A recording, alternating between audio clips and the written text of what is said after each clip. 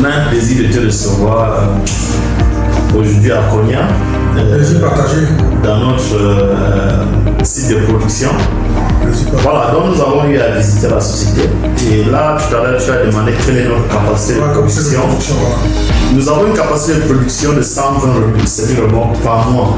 Lorsque je dis 120 semi-remorques, ça veut dire si nous recevons la commande des semi-remorques qui sont hors standard. Lorsque je dis hors standard, ça veut dire des semi-remorques dont nous n'avons pas encore des dessins techniques disponibles.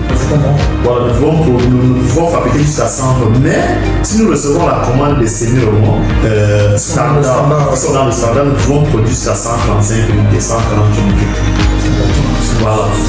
Et voilà, ici nous avons des commandes parce que je me souviens, après la période du coronavirus, nous avons eu vraiment de commandes. Oui. Nous avons tellement eu des commandes au point où on était obligé de travailler les week-ends. Normalement, nous travaillons 5 jours par semaine. Oui, mais c'est bien, il faut rattraper. Voilà. Et non seulement travailler le week-end, on payait des heures supplémentaires à nos travailleurs. Bien sûr. Voilà, donc ils travaillaient des heures supplémentaires et à la fin, on fabriquait environ 150 à 148 semaines. Je me souviens, il y a un mois où on avait fabriqué, je crois, 158 semaines en un mois. C'était le record.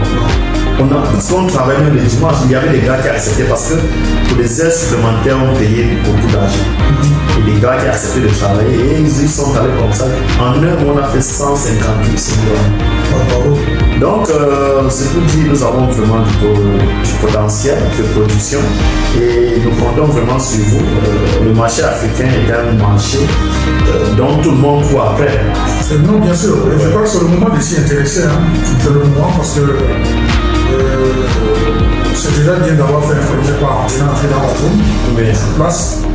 Parce que c'est vrai que quand on en parle comme ça, les gens ne voient pas bien, ne disent pas bien l'opportunité. Oui. Donc c'est toujours bien de passer en présentiel, sur place, et puis regarder. Mais je peux assurer que le marché, particulièrement de la zone que je connais, ouest africain, c'est un marché énorme. Un marché énorme. Maintenant, c'est comme je dis, il faut juste toucher les sensibilités du marché, avoir un peu les rapports qualité-prix. C'est vrai que la qualité a forcément un prix. Bien sûr. Parce que c'est comme on fait les clients de la zone, ils s'équipent. Ils s'équipent